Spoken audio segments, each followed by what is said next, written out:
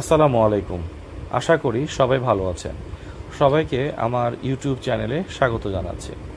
আজকে আপনাদেরকে নিয়ে যাব বিশ্বের সবচেয়ে বড় রিফিউজি ক্যাম্পে, যেটি বাংলাদেশের কক্সবাজার জেলার উখিয়া উপজেলায় অবস্থিত।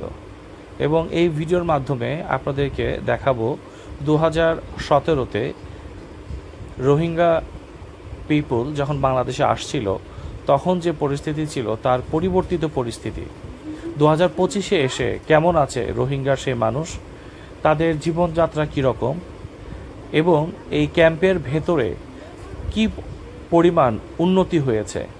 ক্যাম্পের ভেতরে মানুষদের জীবন এবং জীবিকা তার একটি ছোট্ট অংশ দেখানোর জন্যই ভিডিওটি করা। এই ভিডিওর মাধ্যমে আপনারা রোহিঙ্গা কমিউনিটি যে মানুষজন আছে তাদের জীবন ও জীবিকার কিছু অংশ দেখার পাশাপাশি দেখতে পাবেন উখিয়ার এই জায়গাটির সৌন্দর্য। এই ক্যাম্প কিন্তু একটা সময় ছিল পুরোপুরি পাহাড়, এবং সেই পাহাড় কেটে এই জায়গাটা মানুষের বসবাস উপযোগী করা হয়েছে। এখন বিভিন্ন জাতীয় এবং আন্তর্জাতিক সংস্থা এই ক্যাম্পের বিভিন্ন ধরনের সংস্কার কাজ চলমান রেখেছে, এবং বর্তমানে একটি চমৎকার পরিবেশ তৈরি হয়েছে, যেখানে এখন অনেকটা কেউ যদি নতুন করে এই ক্যাম্পে যায় সে 2017, 18 কিংবা 19-এর যে স্ট্রাগলগুলো ছিল, বিশেষ করে পথঘাট, সেই জায়গাগুলোতে কিন্তু সেই স্ট্রাগলগুলো করতে হবে না। এখন নির্বিঘ্নেই বিভিন্ন ক্যাম্পে এই রাস্তাগুলো উন্নত হওয়ার কারণে, আগের থেকে উন্নত হওয়ার কারণে এখন যে কোনো ভেহিকেল নিয়ে, প্রাইভেট কার, মাইক্রো, টমটম কিংবা বাইক নিয়ে চলে যাওয়া যাচ্ছে ক্যাম্পের বিভিন্ন জায়গায়। যদিও ক্যাম্পের সবগুলো জায়গায় একইভাবে উন্নত বা এই রকম মসৃণ নয়, তবে আগের থেকে অনেক পরিবর্তন হয়েছে। রোহিঙ্গা কমিউনিটি যারা বাংলাদেশে বর্তমান অবস্থান করছে তারা এখন অনেকটাই বিভিন্ন ধরনের ইনকাম জেনারেটিং অ্যাক্টিভিটির সাথে জড়িত আছে। তারা আগেও যেমন এই ইনফ্লাক্সের শুরুতেও যেমন তারা বিভিন্ন ধরনের অ্যাক্টিভিটির সাথে জড়িত ছিল, যার ফলে তারা বিভিন্ন রকম ইনকাম করতে পারত। তার মধ্যে অন্যতম ছিল ট্রান্সলেশন কিংবা ভলেন্টিয়ার অ্যাক্টিভিটি। এখন এই ট্রান্সলেশন ভলেন্টিয়ার অ্যাক্টিভিটির পাশাপাশি তারা কিন্তু বিভিন্ন এনজিওতেও আরও বেশি সম্পৃক্ত হয়েছে, আন্তর্জাতিক এনজিওতে অনেক বেশি সম্পৃক্ত হয়েছে, এবং তারা এই কমিউনিটি ডেভেলপমেন্টের জন্য আরও বেশি অবদান রেখে যাচ্ছে এই রোহিঙ্গা কমিউনিটির পিপল। এখানে শুধুমাত্র রোহিঙ্গা কমিউনিটিকে তাদের সার্ভাইভালের জন্য না, বরঞ্চ আমার এইবারের অভিজ্ঞতা হচ্ছে যে তাদের লাইফ একটা ডিগনিফাইড লেভেলে নিয়ে যাওয়া, তাদেরকে ইন্ডিপেন্ডেন্ট বা তাদেরকে সেলফ রেজিলিয়েন্ট করা, এই দিকগুলোতে বিশেষভাবে গুরুত্ব দেওয়া হয়েছে।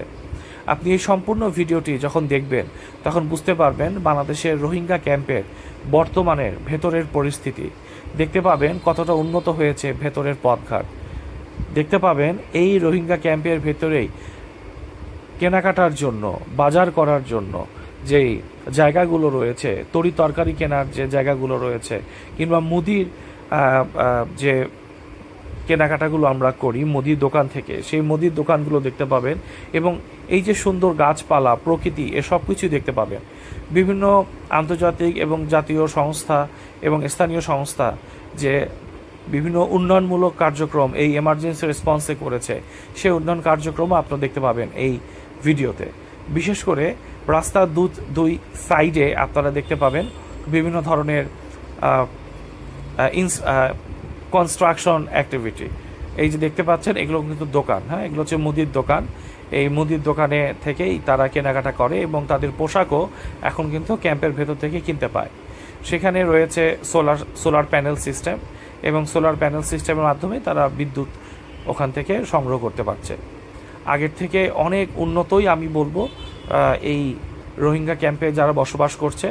আর বিভিন্ন সংস্থা তাদেরকে তাদের জীবনমান উন্নত করার জন্য, প্রতিবন্ধী মানুষেরকে আরও বেশি কার্যক্রমে সম্পৃক্ত করার জন্য, প্রতিবন্ধী মানুষের প্রবেশগম্যতা নিশ্চিত করার জন্য, প্রতিবন্ধী মানুষের প্রয়োজনীয় রিহ্যাবিলিটেশনের জন্য বা পুনর্বাসনের জন্য বিভিন্ন সংগঠন কিন্তু কাজ করে যাচ্ছে।